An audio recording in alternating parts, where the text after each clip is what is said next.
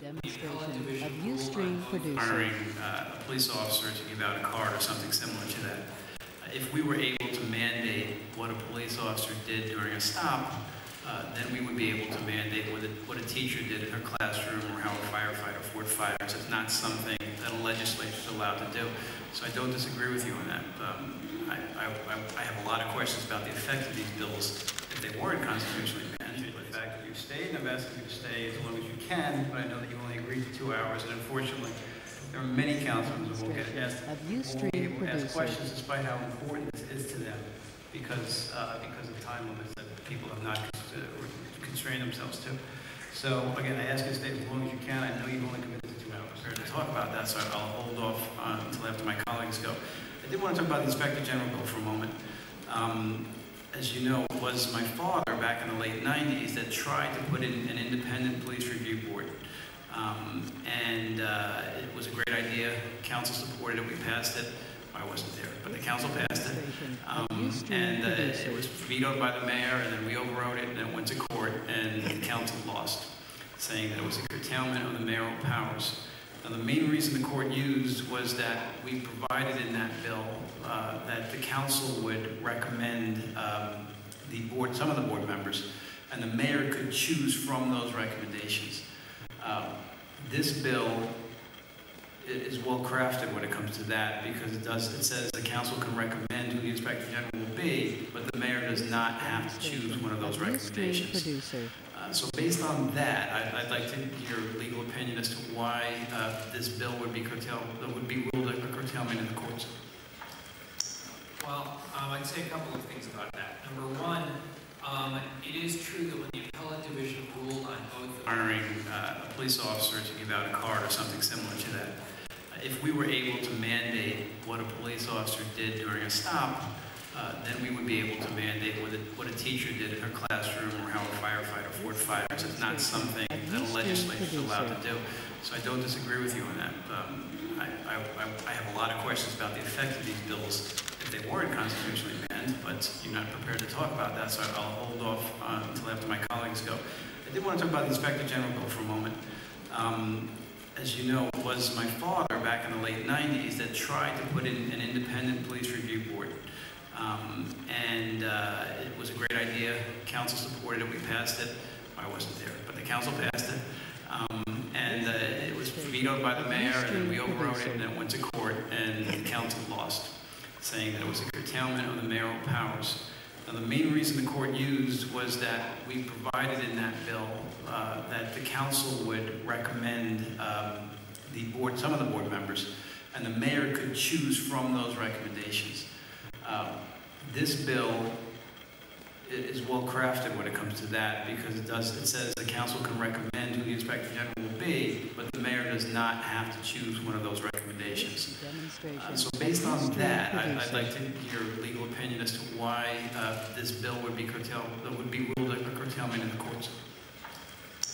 Well, I'd say a couple of things about that. Number one, it is true that when the appellate division ruled on both hiring a police officer to give out a card or something similar to sort of infirmities, and in fact has some appointment infirmities. And to stick to that issue, I'd point out that the bill, for instance, as drafted, requires that the mayor consider certain back qualifications, appoint solely based upon certain qualifications that a person would have, and certain backgrounds that a person would have, and thereby curtails the mayor's power to select the person of his choice. It limits his appointment authority. So I think even simply based on that ground, this bill has a curtailment power. It has a lot of the my opening statement was on this bill. That's what okay. Maybe you missed that. I'm not sure. Hey. Can I do that? I don't work for you. I am not one of your boys. You will not talk to me like that.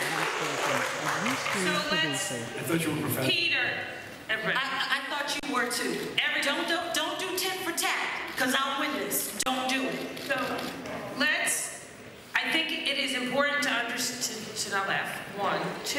I think it's important to understand how emotional this topic is to people, how personal it is, and that is important and never a bad thing in looking at legislative issues. that we bring our personal experiences to legislation, whatever they are, will make legislation better.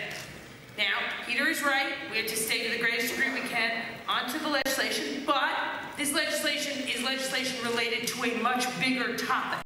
So it is also appropriate for people to add in their personal feelings, experiences, and what they see related to the issue. And it is fair for the chair to sometimes say, hey, we have a time thing here. So let's all recognize that this issue is not one that exists solely within the pieces of, within 4 legislative blocks, and just give each other a little more room and latitude than we might if we were hearing legislation on something less significant and less personally impactful to particular communities in the city of New York. Okay? Thank you, Madam Speaker. And as my colleagues are aware, I always allow leeway in the questioning, especially as you saw with Robert Jackson. I do that all the time.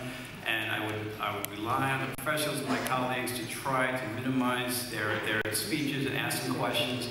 I always allow some leeway. We want to get to everybody, every council member. We want to get to everybody in the audience. And I think everyone, I go to not every hearing, but a lot of hearings, everyone is conducting themselves professionally. I do not think that's an issue. Thank you, Speaker, and it is not an issue. It does run personal.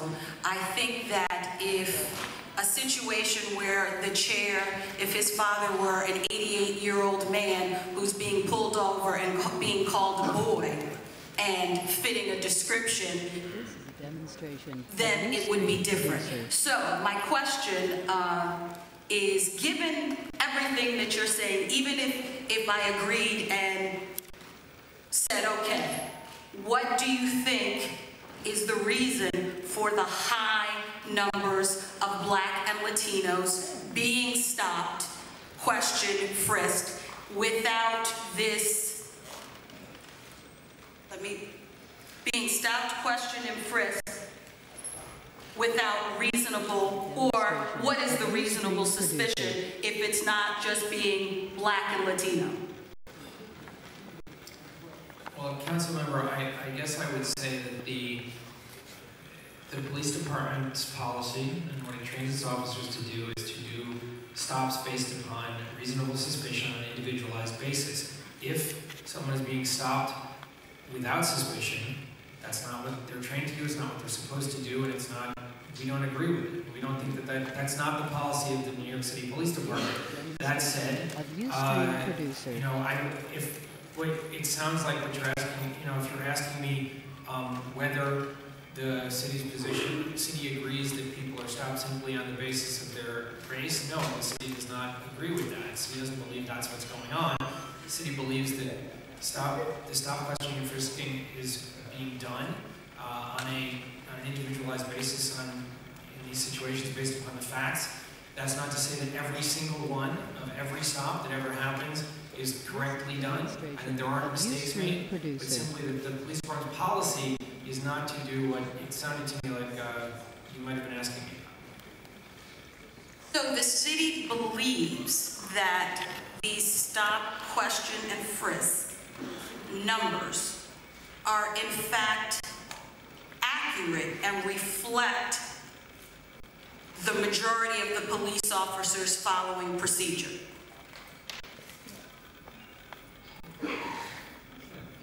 The city's policy. No, I understand the policy.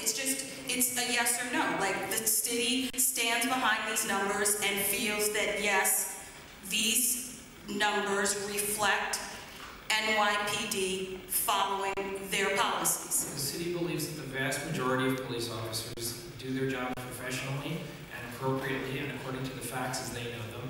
So that's stop, question, and frisk is not an exception to that. Various different levels, local, state, and federal. So we believe that there is already sufficient oversight. Substantially, as I pointed out in my testimony, so that I could do some more. I'd also point out that IAB, as I said in my testimony, is not the only entity that investigates allegations of misconduct by police officers. There are a number of them at various different levels, local, state, and federal. So we believe that there is already sufficient oversight of the police department. Substantially, as I pointed out in my testimony, so that I could do some more. I also point out that IAB, as I said in my testimony, is not the only entity that investigates allegations of misconduct by police officers. There are a number of them. As mentioned in your testimony, is sufficient to do that, and an outside entity isn't required? I think IAB and all the other oversight that the police department has, all of it, is sufficient to oversee the police department, not just on this, but on all the other matters that the council would be concerned about. Thank you. This is a demonstration of Ustream Thank you. I producer. just want to go back to what we were talking about before about the state and the occupying the field, et cetera. The state has a human rights law, right? The state does have a human rights law, yes. And the city has a human rights law. Yes, it does. So one can argue that the state has occupied the field as it relates to human rights. I don't know if one could argue that. I have not analyzed the state human rights law, nor have I read any court decisions about it. I have looked at the criminal procedure law, and I have looked at the legislative history of the criminal procedure law, and I have looked at court cases involving the criminal procedure law, and it seems quite clear to me that the state has occupied the field there. But I raise this because the state clearly is in the field of human rights laws, as are we, and we have a much broader human rights law than the state of New York does, thank goodness. And I just think that's important to note on the record as we're talking about these issues, because there are other examples out there of places where the state and the city both have taken action, is all I just want to put onto the record. Thank you. I am not familiar with the history of the CCRB in regards to what you're talking about. I believe it was part of the charter adopted by the voters at some point, but I don't. The City Council played a role in the creation of the Civilian Complaint Review Board. Based upon your testimony here today, the City Council then should have been preempted. I do not. And did not have the authority to enact and create the CCRB. Councilmember James, I simply don't know the history of the CCRB well enough to respond to that. I will say, however, and I'd like a chance to finish my response to your previous question, which is that the situation we have here with these bills on a preemption ground is far more serious than anything that was done when the rights of individuals, the civil rights of individuals is far more important to this body. Please let him finish. As opposed to this unfettered and unchecked authority that we currently find ourselves in. And so something, respect our witness and I am respecting the witness, Mr. Chair. You're not respecting him at all. Thank you, Mr. Chair. You made your point. Allow me to move on. And if you don't finish up soon, our fellow Sir, this is Mr. Chair. This, just as you interrupted someone else, and just as Council Member Foster indicated that this is critically important to all of us here today, and as someone whose nephew, whose neighbors, whose minister, whose her doctor, her dentist have all been stopped and frisked, I have an obligation and a duty to ask these questions, and I will not be interrupted by you or anyone else.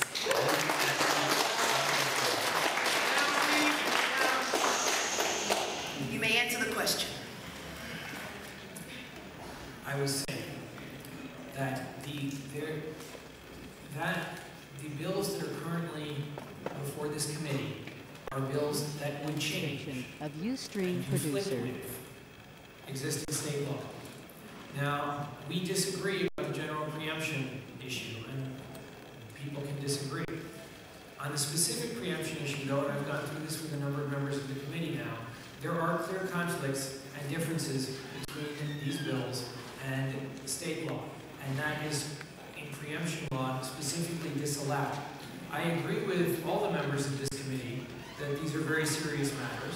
I think that the administration of criminal justice, both in terms of protecting people's rights and in terms of how the police officers are able to do their jobs and keep citizens safe, are both critical and important matters to the city. When I talk about preemption, it's not meant in any way to diminish either side of that equation, but simply to say that this is a very difficult area that has been balanced by the state and the criminal procedure procedure law, and they've made clear that that's what the law should be. To the extent that these bills would change that, we have a very serious preemption problem, and I don't believe that they would survive court. That bill of Ustream is very producer. different than the ones that are before the council right now. Whatever